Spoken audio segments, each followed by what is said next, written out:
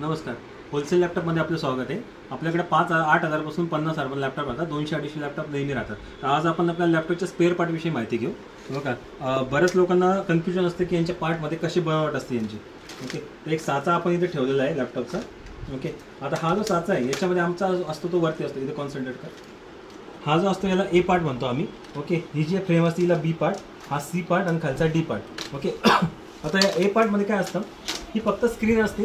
हा स्क्रीन साचा असतो जो स्क्रीनला फक्त अटॅच केलेला असतं याची. ओके, याची टेक्निकल असं काहीच नसतं. या ए पार्ट जर आम्हाला वाटलं की हा तुकडा पडला आहे, खराब झाला आहे, तर आम्ही सरळ 2-2.5 रुपयाचा नवीन टाकून देतो. आणि याची टेक्निकल असं काहीच नाही. फक्त ही स्क्रीन पकडून ठेवायसाठी हा साचा ठेवलेला असतो.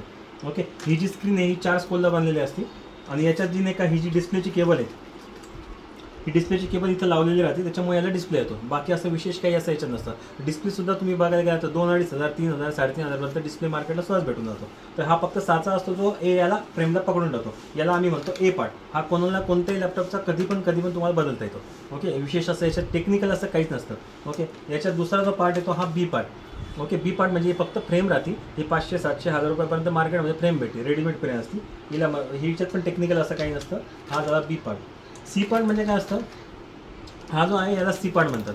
ओके, यांच्यामध्ये हा रेडीमेड कीबोर्ड असतो. हा कीबोर्ड साधारणतः 1000, 1200, 1500 किंवा 2000 पर्यंत हा रेडीमेड कीबोर्ड येतो असतो मार्केटमध्ये. ओके, यांच्यामध्ये जी ही स्क्रीनची केबल असते, ही स्क्रीनला लावायला तर कीबोर्डचा साचा असतो. केबलला लावली का स्क्रीन कीबोर्ड चालत असतो. आणि याच्यामध्ये टेक्निकल फक्त एवढंच असतं की हा जो टचपॅड आहे हा फक्त एक टेक्निकल पार्ट असतो. याचा पण साचा जो आहे याची जी केबल आहे ती इथं केबल जोडायचं असते. ती केबल जोडली की याचा टचपॅड चालतो. म्हणजे हा जर पार्टला आम्हाला काही प्रॉब्लेम आला तर इथं तुकडा पडला, काही प्रॉब्लेम आला तर 2-2.5 हजार, 3,000 पर्यंत हा पूर्ण सी पार्ट आपल्याला भेटत असतो.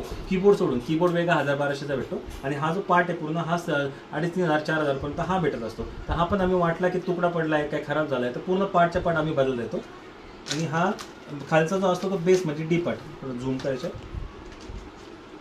हा जो आहे खालचा डी पार्ट. ओके, हा पण फक्त साचा राहतो ज्याच्यावरती हा मदरबोर्ड असतो, रेडीमेड फक्त देऊन ठेवला असतो. तर मला सांगायचं तत्त्व असं आहे की हे जे पार्ट आहे हा ए झाला, हा बी झाला, ओके, हा सी झाला आणि हा डी झाला. ओके, या चारही पार्टमध्ये टेक्निकल असं काहीच नसतं. मेन जी किंमत असते ती तुमच्या मदरबोर्डची राहते. तर बऱ्याच वेळा लोक काय करतात, लॅपटॉप घेताना ह्या 4 गोष्टी बघतात की दिसायला कसं आहे त्याच्यावरती बघतात. तर आमचं म्हणणं असं दिसायला बघण्यापेक्षा तुम्ही टेक्निकलला महत्त्व द्या की यांच्यामध्ये प्रोसेसर काय आहे, हार्ड डिस्क काय, रॅम काय, SSD काय, विंडोज कोणती, यांना इम्पॉर्टंट द्या. बरेच लोकांना वाटतं की इथं कॉर्नर तुटलेला आहे म्हणजे हा लॅपटॉप जुना आहे किंवा खराब आहे, किंवा नाही का हा बी पार्ट खराब असेल किंवा सी पार्ट असेल, त्याच्यामुळे त्याला खराब वगैरे करतात. पण आमचं म्हणणं असतं की एखादी नवीन जरी वस्तू तुम्ही घेतली आणि तिचं खाली पडली किंवा त्याच्यावर काही पडलं तर तो कधी खराब होऊ शकतो. म्हणजे ती नवीन जरी वस्तू असते ते दुसऱ्या महिन्यात 4थ्या महिन्यात पण खराब असतं. आता अजून एक सांगायचं राहिलं तर बऱ्याच वेळा टचस्क्रीन लॅपटॉप येतात.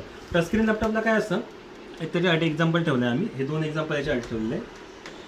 तर हे साईडला जे खालच्या साईडला जे असतं ना, इथं झूम करत असं, तर इथे ना हे बघा रबर घासलेले असतात. ओके, पूर्ण रबर घासून आहे ना, तर टचस्क्रीन लॅपटॉपला इथं पूर्ण हे चिकट टेकलेला असतो. ओके, याच्याने काय होतं, इथं असं खड्डं पडल्यासारखं होतं.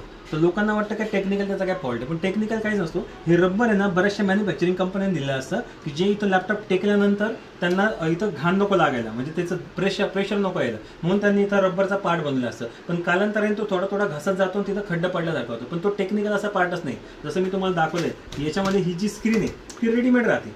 याच्यात असं टेक्निकल असं काहीच नाही. तर यालाच रबरला एक तुमचं सोल्युशन आहे. 2 मिनिटं पॉज कर.